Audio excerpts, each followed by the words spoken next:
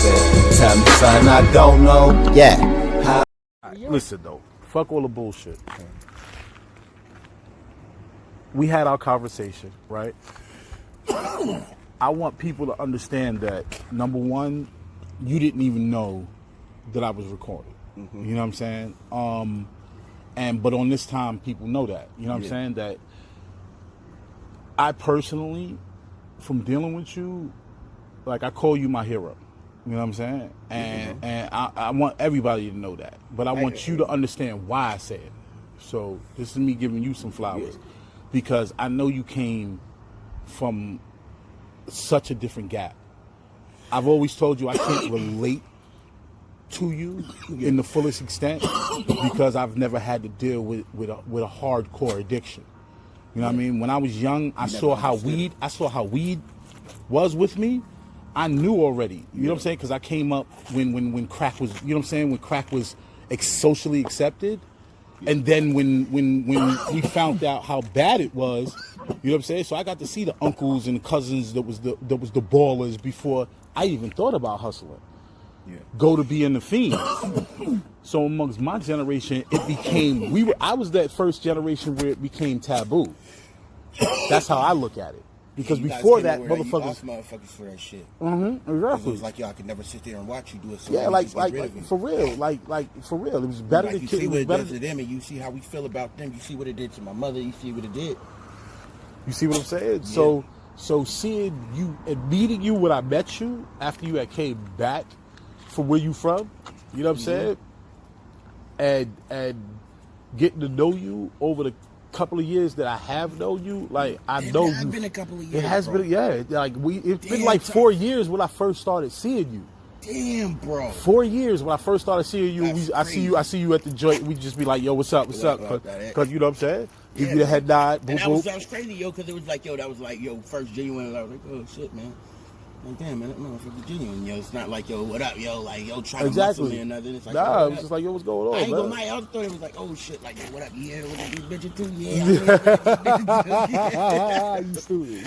I was like, fuck it, whatever, you know, shit like that. But shit, he can have the times I was like, damn, I bet I ain't get this man that guy hurt me, but whatever. But not yet, bro. And I'm like, when you cut me off down here, what I was gonna say was being around you, bro. Like, it has helped me with things here. I don't know if you've seen it, but like when it comes down to dealing with my brother, dealing with my girl, and dealing with things around here. So, bro, you giving me kudos, I want to give you those too. And I'm not just doing it because you say that, bro, because like real shit, I think about stuff, bro. No, it's all love, yeah, man. On the real, bro. Like, cause I was like, damn, man, yo, he's right, yo. It shouldn't have to take me to sit there and go to that length, yo, to whoop in order to get my point across when I don't want him to hit somebody on out of anger, and I'm sitting there doing it to him when he's doing it. There you go. Like, I was like, boom, okay, I get where you're saying that. He wasn't saying it like, yo, like, oh, something like he didn't have respect. He was like, yo, everybody just does their own thing. I have my own experience. Exactly. Boom, and that's where it was.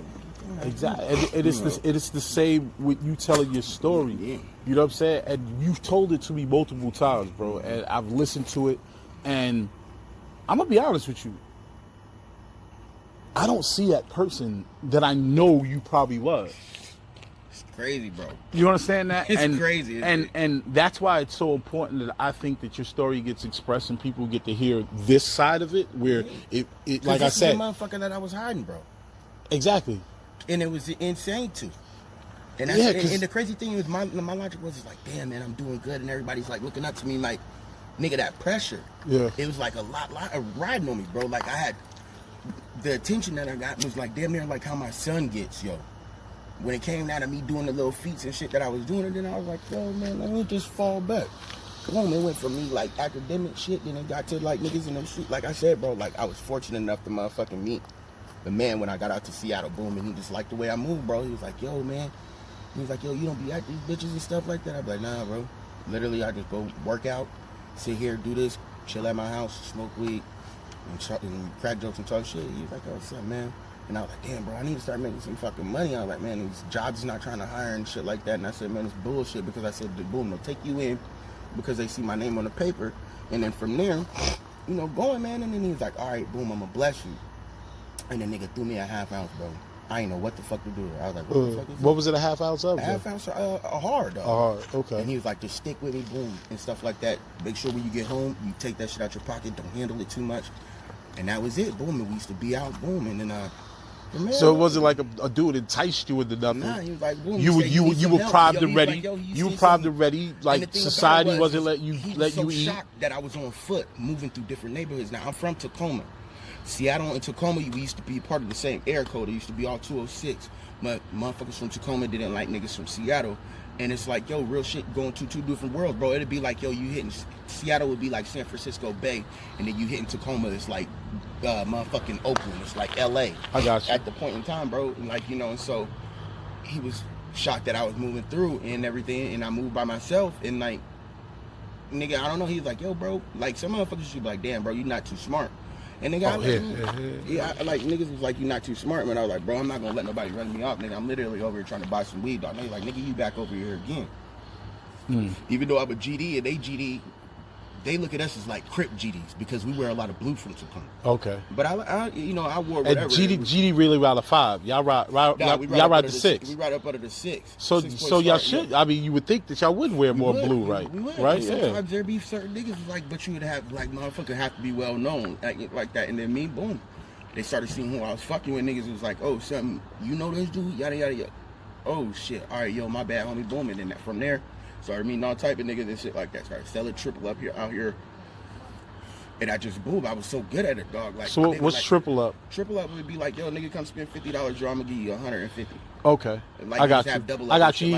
Yeah, I got you. I got you. And some motherfuckers wouldn't take it because, yo, the shit was so white that they thought it was milk. I was like, I don't know what the fuck that is. Okay. But it was eating through the bag, dog, yo, and it just reeked. And, bro, like, I was eating. My mom left me a house out there in Seattle. My rent was $207. Boom, man, and I ended up meeting up with this older chick and shit like that. She wanted me to stop. And I started popping ecstasy at that time because, boom, it was keeping me up and keeping me going, bro. And I'd be up all night, busy, boom, until like 4 in the morning. Once the clubs let out, boom, we might head over somewhere. My motherfucking, what was his name? One of the True Fonts, Alexander True Fonts. One of them niggas might be having a party. He was the nigga that played for the Seahawks. Okay, Seattle Seahawks. Yeah, you know, it might be one of his relatives and stuff like that. Like, niggas would be there and shit like that, or niggas would be outside of the club, and it was just like literally a show, nigga. And I'd be popping in. And then one day I was just sitting there after some shit had happened. Like, I had my girl out there, like, you know, like, I cared for the bitch. Like, she was like her size and everything, but she had image problems. It was never enough. And like, I don't know, like me, I'm like laid back. I'm not gonna drool over you and shit like that. I'm gonna make sure you look nice. And bitch, I'm sitting here making $400 every fucking hour, not doing shit. Oh, just sitting there. Sitting there, boom. And my rent was $200 every other month. Damn. Every other month? Yeah, 2 bedrooms, bro. Yeah, every other month. Literally, I had fucking money ridiculous. Damn. I was giving my mom money and shit like that. Then my brother came up, and he was literally leery of everything and shit like that. Because by that time, I started like getting so just like out there and shit. That like he was like worried and stuff. He was like, damn, nigga, you out here moving around with these niggas, you don't know something, you know. Like, nigga, I got a burner again. I said, man, nigga, these niggas love me. Everybody love me out here, so I said, and the ones that don't love me, they don't say nothing because of the niggas who I fuck with. Exactly. You know, and stuff like that. It wasn't to make it seem like I was just invincible. The thing was, I was no threat to nobody. There was too much money to get out there. Exactly. I just moved different. And niggas like me because, boom, I crack jokes, nigga, we smoke some weed, boom, we out on the block, we striking, I'm busting that. Like, you always doing like that. Funny ass motherfucker. I like, ain't talking about it, the motherfucker messed up. And motherfuckers thought I was funny about the way how I acted because when I flirt and shit like that, and niggas be out there, man, I was, niggas would have thought I was from, you know, the Bay or shit like that, but it wasn't, dog. And I don't know, I was fucking with older niggas out there, niggas from, motherfucker, I don't know, there's all types of niggas that was out there at that time, bro. So, we could definitely talk forever. Because we do that, but at the end of the day, right? And then thing what do you think? Like, now that your story's out there, now remember I went through the whole process. I did secretly tape it. I secretly taped it. I let you listen to it. You said release it. Yeah. So why? Like what did it? Did it do something for you? Like, yeah, it does because it lets people know, man, that it's okay, man. You can get up out that shit. It just takes a whole lot, yo. You just gotta be fucking done. It's okay to be you. You don't need no motherfucking drugs. As much as your body might think, yo, you cool and fine with that shit, you perfectly fine without it. You are. Yo, it is a hard thing that nobody can understand. You know, and it takes somebody truly reaching out. Whatever the fuck happened, yo, yeah, that shit, it's happened. Keep it in your mind and to where you move forward.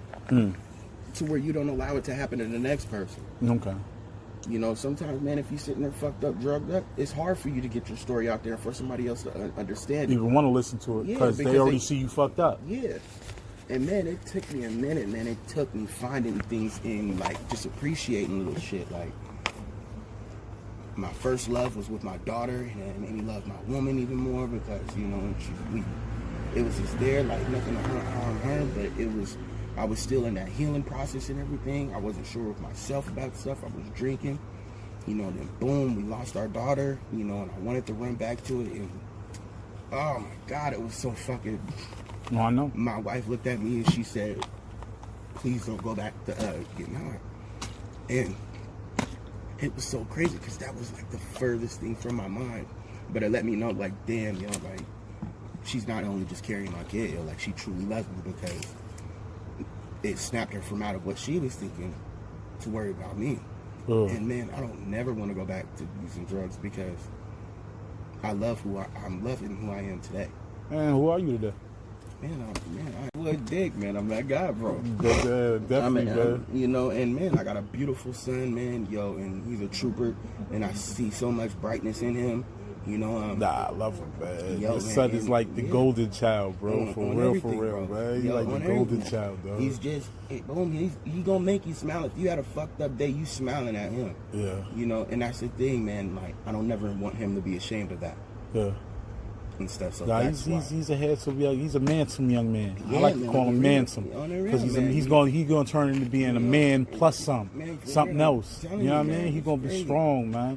Like, he's so strong. He got them crazy eyes. Yeah, bro. He's got golden tone. He got my little smirk. Look, bro. just like you. On it, a light-skinned, better version. For real, bro. Like, and I see it. Like, he even makes your facial expressions, bro. Yeah, bro. He mimics me. It's crazy. And stuff. And I can't wait till he get old enough so I can tell him to stop hitting on his mama. But man, the reason for this, like, me wanting to put this story out there is because a person looking at me today would have known. Exactly. And man. And that's what everybody needs to know. Every last one of them that's out there, when they ready to stop. You don't have to wear that shit on your shoulders, for man. real. You don't have to let everybody know, you know, and everything. And me, the only reason why I'm letting everybody know is because, man, the person that I am today is 100 times better than that person if I pick up that pipe, bro. Yeah. Pick up the drugs, whatever it is. Do you think you're better than the person that you were before you started it? Fuck, I'm better than that person that I was. But I was no better than nobody else because, bro, when it came down to it, I feel like, yo, I was the worst of the worst when I was getting high. Because I was so uncomfortable with myself, dog, that I didn't want nobody being comfortable around me. And I couldn't realize, yo, that the more that I acted like that, it was attracting other motherfuckers to me and stuff like that. But it was the wrong one. Yeah, it was the wrong one. It was just, bringing you deeper. Yeah, on the real, man, bro. Like, my attitude, man, I almost got murdered over this shit, bro. Like, and I thought about killing my mother. So, man, you could tell what type of person, and my mother is my fucking, I know. Yo is my, man, that's my, man, you can't tell me nothing wrong about her. And, you know, unless, you know, fuck, man, she smoked too much weed, shit. But other than that, man. You just know that shit took you man, and the thing about it was, completely out of who you know you ever was. Yeah, man. And it hurt so much to see people, like, yo, it was fucked up when other drug addicts look at you and be like, damn, you gonna waste yourself away like that? That's when they like, see the potential. And they, man, bro, and that made me even mad. They were like, yo, man, maybe this life just ain't for some people, bro. And that made me want to go even harder because it's like, what? What? Get the fuck out of here. I can live this. Nigga, man, this is me. me. That 8-ball right there, man. We smoking this shit and we going. And that's how it is in any circle. And that's what people don't understand. It's still a social circle. People think it's just like a whole bunch of motherfuckers. No, there is a lifestyle into it. You know what I'm saying? It's on the real. There is, man, and it's crazy, man. Where I came from because I got a mix of fucking everything.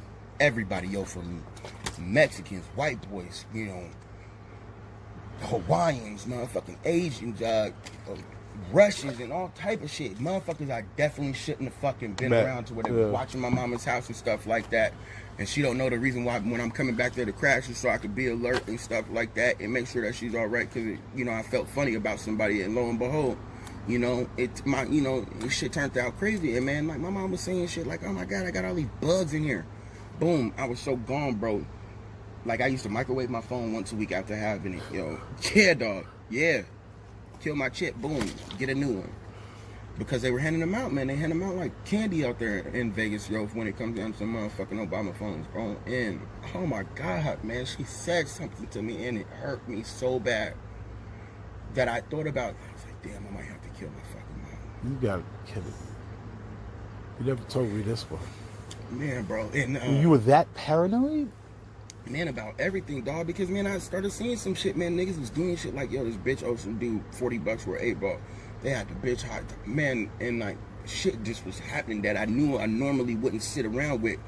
And the thing about it is now I'm starting to meet gangster niggas from Cali, yo, that's coming out, yo, and shit like that, because shit's moving different and motherfuckers is talking about this, man. I got bitches moving around me. I done beat this nigga. Man, bro, like I was getting into shit that I shouldn't have been involved in, dog. Gotcha. And I wouldn't have been involved with it, you know, if I wasn't been high on drugs. And the thing about this is just that wild shit came so natural to me, even though it's not like, because I only bring it out, you know, if I can fucking have to, man. Like, exactly. You know, and that's what a lot of people don't understand too. Yeah, like, man, violence is shit. You got to, bro. It's done because like it's a universal language, man. Yeah, like real, I don't care where you at on this planet. Nigga, you punch somebody in the face or slap them, they already know what's up. It's how that's they, what it you is. know what I'm saying? Like, I don't care what they saying. What they can be yelling at you, all that stuff. What punch them in their face? They got a decision to make. I was by myself into one of my homeboys from Washington. It was the craziest shit.